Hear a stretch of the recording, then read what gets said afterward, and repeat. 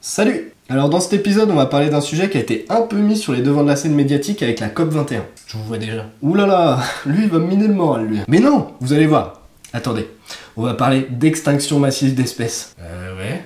Je suis pas rassuré là, c'est normal? Mais non, vous inquiétez pas, on va pas parler de la nôtre. Ah, quoi que si en fait. Bon, on va surtout parler des 5 plus grosses extinctions connues. Bon, les extinctions d'espèces, tout le monde connaît. Et si vous allez au Muséum d'Histoire Naturelle à Paris, vous avez même un couloir réservé aux espèces disparues. Petite sortie glauque pour les enfants? Avec des animaux empaillés et un dodo reconstitué avec des morceaux d'autres espèces? Ça fait un bout de temps qu'on se doute qu'on est responsable de la disparition de pas mal d'espèces. Non? Vous savez ce que faisaient les cow-boys durant leur voyage en train au début de la conquête de l'Ouest? Et regarde là! Et deux d'un coup. Eh oh les gars là, pourquoi vous les butez? Vous allez même pas pouvoir aller les chercher? Hein? Bah, ça va, on rigole. Ça a été pareil pour les dodos et on commence même à se rendre compte que nos ancêtres depuis 100 000 ans faisaient comme nous. Sauf que eux, leurs bisons, c'était les mammouths. Oh, regarde.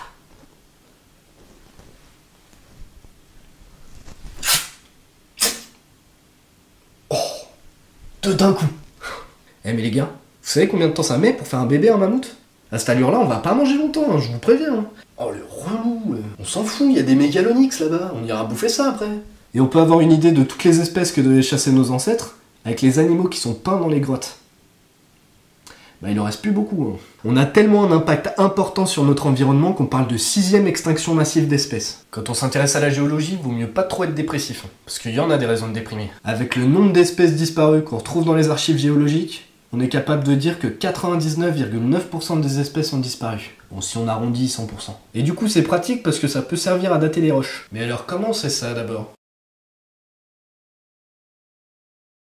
Pour bien comprendre ce phénomène d'extinction massive, il faut connaître ce qu'est une strate géologique. D'ailleurs, j'ai essayé de reprendre la forme pour le site internet. Hein. Si vous voulez aller voir, c'est sur tenter.fr. Je vous mettrai le lien dans la description. Les strates géologiques, vous en avez forcément déjà vu si vous êtes allé à la mer ou à la montagne.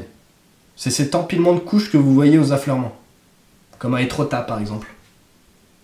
Un poète vous dirait que les strates ne sont que les pages d'un livre inachevé, retraçant l'histoire de notre bonne vieille terre. Connaître les traces qu'on y laisse, c'est aussi savoir lire son langage. Sauf que nous, dans nos strates géologiques, ce qu'on risque de trouver, c'est pas des trucs stylés comme des fossiles de T-Rex ou des insectes prisonniers dans de l'ambre. Ce sera plutôt des paires de chaussures et des boîtes de conserve. Hein. C'est moins le swag. Les strates, ça se forme simplement grâce à la sédimentation. Bon, ça n'a rien de glorieux, c'est juste une accumulation de poussière, de sable, de cadavres d'animaux, de vases, de plantes mortes. Et ça s'accumule d'année en année, de siècle en siècle, de millénaire en millénaire. Ça se transforme sous la pression, se modifie chimiquement, se cristallise, se fossilise, et en fonction de l'environnement, le contenu des strates va varier. Vous connaissez sûrement Jurassic Park. Mais est-ce que vous vous êtes déjà demandé ce qu'était le Jurassique ? C'est une période durant laquelle certains dinosaures comme les Diplodocus, l'Archéoptéryx et les stégosaures vivaient. Et aujourd'hui, ça se matérialise dans les strates géologiques par une couche dans laquelle on retrouve leurs fossiles. Bon, un petit conseil. Si vous cherchez des fossiles de T-Rex, cherchez pas dans le Jurassique, hein, vous en trouverez pas.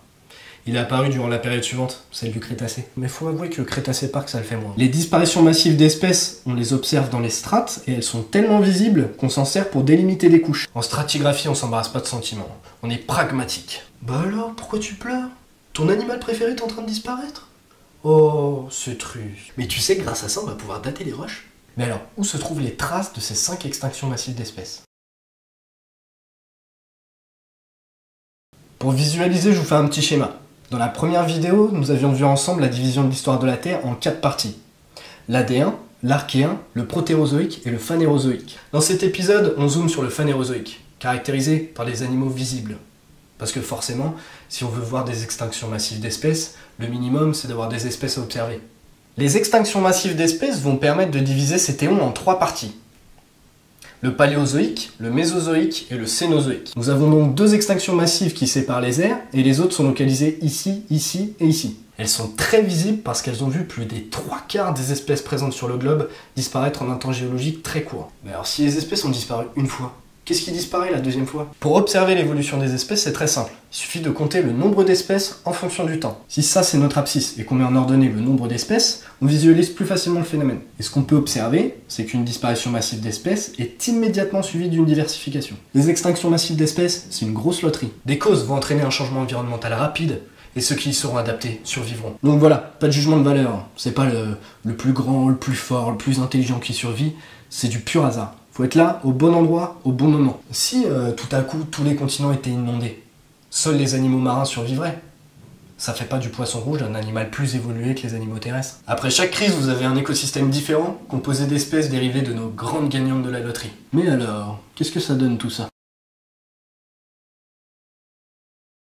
Le Phanérozoïque, à l'échelle des espèces, c'est une grande guerre, où le champ de bataille, c'est la planète entière. Avec les 5 extinctions massives d'espèces, on peut déjà délimiter 6 parties. En gros, on pourrait les identifier en fonction des conquêtes successives des continents. Conquête par les végétaux, conquête par les ancêtres des insectes et des scorpions, conquête par les tétrapodes, développement et domination des dinosaures, et pour finir, domination des mammifères. Au début, les mers sont peuplées par de plus en plus d'organismes multicellulaires marins, alors que sur Terre, c'est le désert.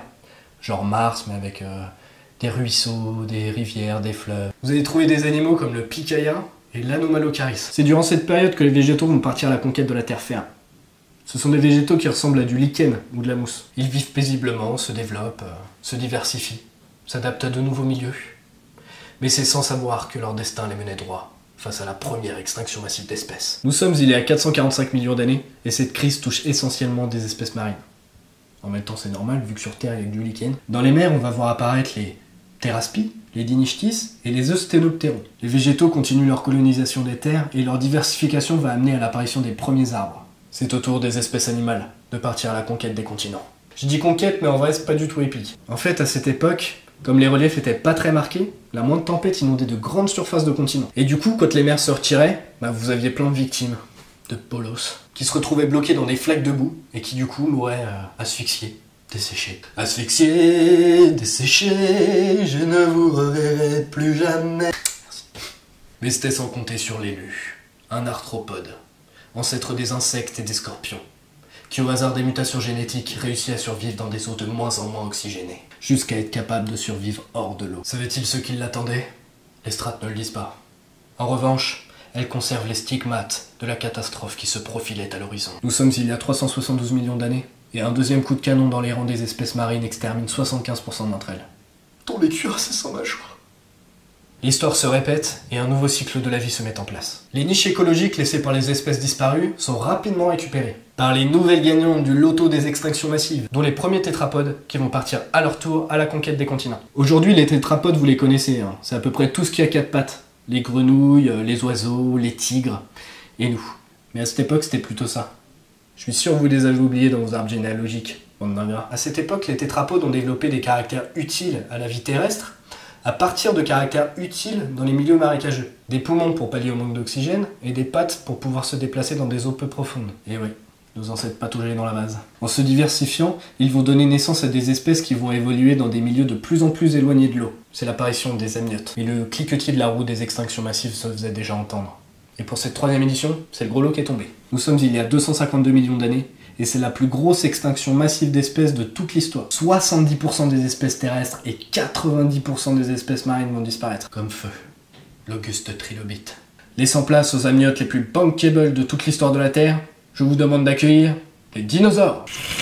Ils vont dans un premier temps se diversifier, et en survivant à la prochaine extinction massive, ils vont carrément dominer la planète. Nous sommes il y a 200 millions d'années, et cette crise va exterminer 75% des espèces. Les dinosaures, eux, ils vont prendre possession de toutes les niches écologiques. Ils seront là partout, dans le ciel, dans les mers, sur Terre. Des espèces comme l'Archéoptérix, le Tricératops, le Stégosaure, le Diplodocus et le Tyrannosaure vont apparaître. Mais après 150 millions d'années de domination, la chance va tourner. Nous sommes il y a 66 millions d'années, et la 5e extinction massive d'espèces va exterminer la majorité des dinosaures. Car oui, certains survivront, et leurs descendants aujourd'hui, ce sont les oiseaux. Mais comme après chaque crise, les espèces qui trépassent perdent leur place.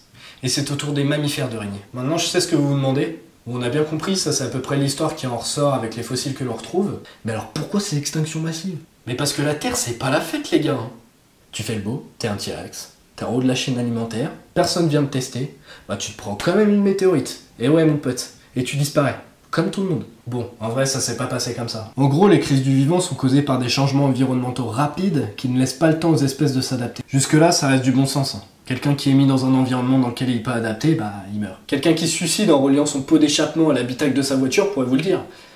Bah non du coup. Vous avez déjà essayé de respirer de l'eau? On peut faire toutes les hypothèses qu'on veut sur les extinctions massives d'espèces, si on n'a pas de preuves, ça revient à faire des plans sur la comète. Donc avant toute chose, il faut observer les traces géologiques, climatologiques et environnementales de chacune des époques. Puis ensuite, déterminer des hypothèses. Si vous faites le contraire, le risque, c'est qu'il y ait un conflit d'intérêt entre ce que vous voulez que ce soit et ce qui s'est réellement passé. Et parfois, la réalité est moins séduisante que nos hypothèses. Par exemple, moi je croyais que les dinosaures avaient disparu à cause de Chuck Norris. Bah y a pas de preuve quoi. Ça fait chier. Les traces qu'on observe pour les crises vont nous révéler la présence de régression marine. C'est en fait une baisse du niveau de la mer qui va entraîner une diminution des territoires de certaines espèces et qui va entraîner leur disparition. De la diminution de la concentration en oxygène dans l'eau. Parce que même si les animaux marins n'ont pas de poumons, ils ont aussi besoin de respirer. Sauf que eux, ils servent de leur branchie. On trouve des traces de cette diminution durant la deuxième crise, de diminution de la salinité. C'est causé par un réchauffement et une fonte des glaces, comme durant la troisième crise. De volcanisme, et souvent sur le podium des explications des extinctions massives d'espèces. On retrouve des traces de sa présence durant la troisième, la quatrième et la cinquième crise. Mais là, c'est plutôt de l'ordre du supervolcan. Petit exemple.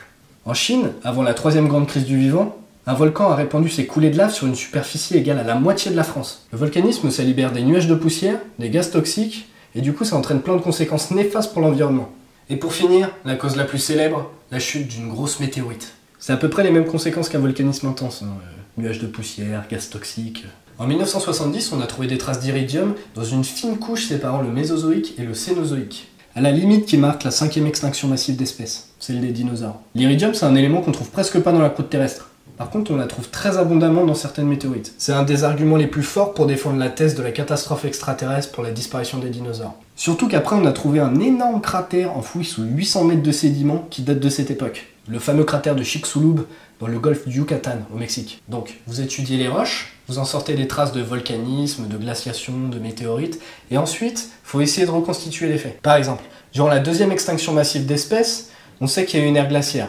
Et comme par hasard, elle correspond à l'époque où les végétaux ont commencé à envahir les continents. On pense que les végétaux, en se multipliant, ont consommé de plus en plus de CO2. Le CO2, c'est un gaz à effet de serre, ça retient la chaleur. Donc forcément, si vous le réduisez, vous entraînez un refroidissement global jusqu'à la glaciation. Je te jure, être la cause d'une extinction massive d'espèces.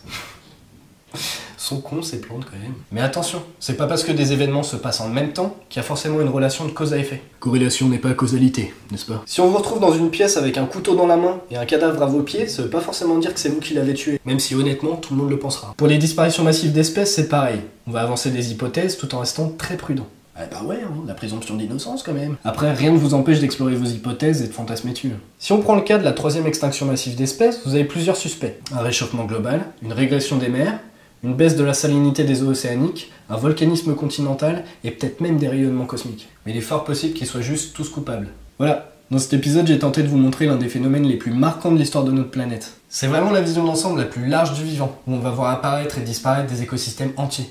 Je sais pas si vous avez lu ou vu Le Seigneur des Anneaux. Mais perso, je pense que Tolkien s'est un peu inspiré de cette division du temps pour son histoire de premier âge, deuxième âge et troisième âge. C'est pareil pour nous, hein, avec le paléozoïque, le mésozoïque et le cénozoïque, qui sont en fait les ères de la vie ancienne, de la vie intermédiaire et de la vie nouvelle. Et quand les héros sont dans les profondeurs de la Moria, la cité antique des nains, ils tombent face à un Balrog, qui est une créature démoniaque venue du premier âge. Bah c'est pareil sous terre. Si on creuse suffisamment, on peut déterrer des restes d'animaux fossilisés qui dataient de nos temps anciens. Et si vous tombez sur un squelette de dinosaure, il n'y a pas besoin d'avoir beaucoup d'imagination pour y voir un monstre géant venu tout droit des enfers. Pour résumer, le plus facile à déterminer, c'est l'effondrement des écosystèmes. Suffit de faire le recensement du nombre d'espèces en fonction du temps. Pour la petite anecdote, c'est comme ça que John Phillips, en 1841, a déterminé les 3 ères dont je vous ai parlé. Il avait fait ce graphe, qui est un peu comme celui dont je me suis servi dans la vidéo. Donc voilà, faire le recensement du nombre d'espèces en fonction du temps, c'est facile. Et ça avait déjà été fait il y a plus de 150 ans. Ensuite, trouver les causes, c'est un peu plus compliqué. On a beau avoir des suspects, retrouver le vrai scénario, c'est une autre paire de manches. Mais rien ne vous empêche d'explorer différentes hypothèses. Du moment que vous vous attachez aux faits et pas aux fantasmes. Voilà, c'est la fin de ce 3e épisode. J'espère qu'il vous a plu. En attendant le prochain, n'hésitez pas à partager, à liker, à vous abonner. Vous pouvez même rejoindre la page Facebook et Twitter en cliquant sur ces liens. Et surtout, n'hésitez pas à laisser vos commentaires en bas de cette vidéo. Ça fait toujours plaisir. Je vais vous mettre des liens dans la description si jamais vous voulez en savoir plus sur une des choses dont je vous ai parlé. Si vous voulez vous arrêter à un tenter. Allez, je vous dis à très bientôt pour la prochaine vidéo.